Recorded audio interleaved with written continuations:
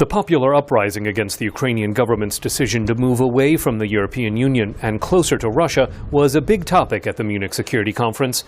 Secretary Kerry says President Yanukovych must do more to convince Ukrainians that he's serious about change. The vast majority of Ukrainians want to live freely in a safe and a prosperous country, and they are fighting for the right to associate with partners who will help them realize their aspirations. And they have decided that that means their futures do not have to lie with one country alone, and certainly not coerced.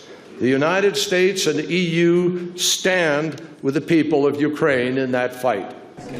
Former boxer turned opposition activist Vitaly Klitschko says the protesters' goal is a modern European state. Right now, they told enough to wait, enough for corruption, enough to live without rules, and they getting slowly aggressive. And we need reaction from President of Ukraine, but he has full power in Ukraine and full responsibility for everything what happened in Ukraine.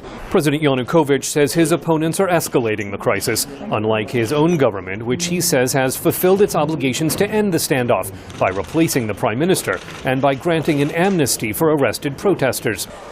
But that amnesty is conditional on protesters withdrawing from state buildings, and they say they'll not give ground until there's an entirely new government. At the Munich Security Conference, Russian Foreign Minister Sergei Lavrov criticized those who condemn the Ukrainian government's use of force, but do not criticize protesters for occupying state property. Why don't we condemn those who seize and hold government buildings, attack the police, torch the police, use racist and anti-Semitic and Nazi slogans?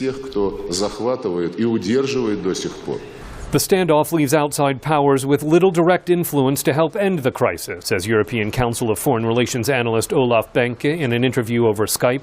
You have to put pressure on the government in certain ways, but by the end of the day, it's pretty much an issue of the Ukrainian people and the demonstrators. But he says the international community should keep up its criticism of human rights abuses by Yanukovych forces. His agencies, his police people, the security people are really violating the rights and the civil freedoms actually and rights actually of people on the streets, and that's not acceptable for any of us.